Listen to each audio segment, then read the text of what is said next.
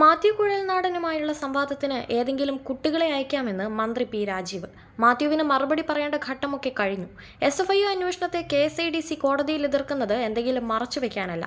SFIU അന്വേഷണം നടന്നാൽ ബാങ്കുകളിൽ നിന്ന് KSIDCക്ക് വായ്പ ലഭിക്കില്ല. ഈ പ്രതിസന്ധി മറികടക്കാനാണ് അന്വേഷണത്തിനെതിരെ കോടതിയെ സമീപിച്ചതെന്നും മന്ത്രി വ്യക്തമാക്കി. എന്നാൽ മാത്യു സംവാദത്തിന് വിളിക്കുന്നതിന് മുൻപ് താൻ ചോദിച്ച ചോദ്യങ്ങൾക്ക് ഉത്തരം നൽകണമെന്ന് പി രാജീവ് ഫേസ്ബുക്ക് കുറിപ്പിലൂടെ ആവശ്യപ്പെട്ടിരുന്നു.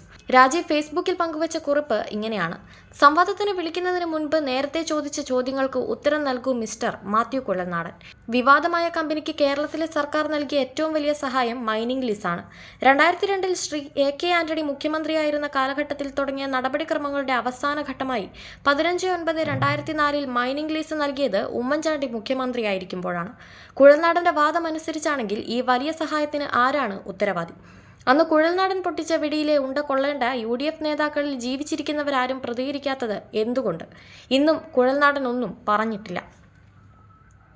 മുഖ്യമന്ത്രി യോഗം വിളിച്ചതിന് ഒറ്റവാചക വിശദീകരണമാണ് നൽകിയതെന്ന് അസംബന്ധം പറയുമ്പോൾ താൻ നടത്തിയ പത്രസമ്മേളനത്തിൽ പങ്കെടുത്ത മാധ്യമപ്രവർത്തകരെങ്കിലും ഉള്ളിലെങ്കിലും പരിഹാസത്തോടെ ചിരിച്ചിട്ടുണ്ടാകും.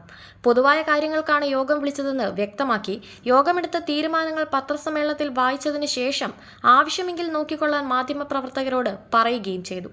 ആ യോഗത്തിലെ തീരുമാനങ്ങളിലെ അവസാനത്തേതാണ് സുപ്രീം കോടതി വിധി സംബന്ധിച്ച് അഡ്വക്കേറ്റ് ജനറലിനോട് നിയമോപദേശം തേടണമെന്നത്. കമ്പനിക്കെതിരായി അഡ്വക്കേറ്റ് ജനറൽ നിയമോപദേശവും നൽകി.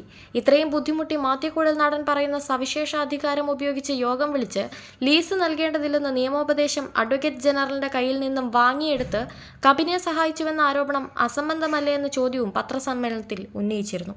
പക്ഷേ മറുപടി കണ്ടില്ല. തോട്ടപ്പള്ളി സ്പിൽവേയിൽ നിന്നും കരിമണലെടുത്ത് CMRLന് നൽകുന്നുവെന്ന ആരോപണത്തിന് നവകേരള സദസ്സിൽ വെച്ച് മറുപടി നൽകിയതോടെ അത് ചീറ്റിപ്പോയ പടക്കമായിരുന്നു. തോട്ടപ്പള്ളിയിൽ നിന്നും എടുക്കുന്ന മണലിൽ 50% IREയും 50% KMMLും കൈകാര്യം ചെയ്യുന്നു. ഇതിൽ നിന്നും ശരാശരി 15% ഇൽമനൈറ്റാണ് ലഭിക്കുന്നത്. തോട്ടപ്പള്ളി സ്പിൽവേയിൽ നിന്ന് ലഭിക്കുന്ന മണലിൽ നിന്നും IRE വേർതിരിച്ചെടുക്കുന്ന ഇൽമനൈറ്റ് പൂർണ്ണമായും KMMLന് മാത്രമേ എടുക്കാവൂ എന്ന് വ്യവസ്ഥ ചെയ്യുന്ന MOയുടെ പൊതുയോഗത്തിൽ പരാമർശിച്ചിരുന്നു. അതിന്റെ കോപ്പിയും കാണിച്ചു.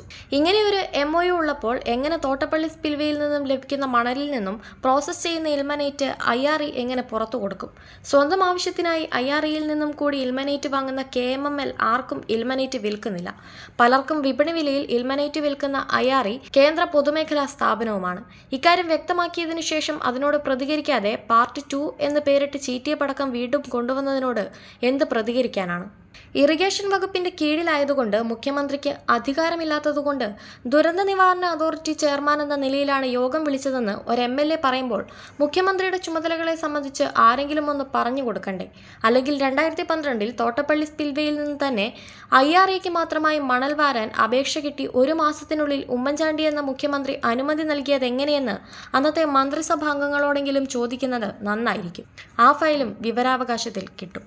കൈവശം വയ്ക്കാവുന്നതിനപ്പുറത്ത് ഭൂമി രജിസ്റ്റർ ചെയ്ത് നൽകിയ UDFന്റെ MLA ഇപ്പോൾ അളവ് നൽകണമെന്ന അപേക്ഷ തള്ളിയ LDFനെതിരെ അസംബന്ധമായി വന്നാൽ എന്ത് സംവാദം നടത്തണം? മുഖ്യമന്ത്രിക്കും മന്ത്രിമാർക്കും ലഭിക്കുന്ന നിവേദനങ്ങൾ ഓരോന്നും താഴോട്ടയക്കുന്നതും മറ്റും സാധാരണ രീതിയാണെന്ന കാര്യമെങ്കിലും അറിയാത്ത മട്ടിൽ ആവർത്തിക്കുന്നത് ബോംബാണെന്ന മട്ടിൽ ആത്മനിർവൃതി കൊള്ളാം. നിയമാനുസൃതം രജിസ്റ്റർ ചെയ്ത ഏത് സ്ഥാപനത്തിന്റെയും വ്യക്തിയുടെയും പരാതി ലഭിച്ചാൽ പരിശോധിച്ച് നിയമവും ചട്ടവും അനുസരിച്ച് നടപടി സ്വീകരിക്കുകയാണ് സർക്കാർ നയമെന്നായിരുന്നു രാജീവിന്റെ ഫേസ്ബുക്ക് കുറിപ്പ്.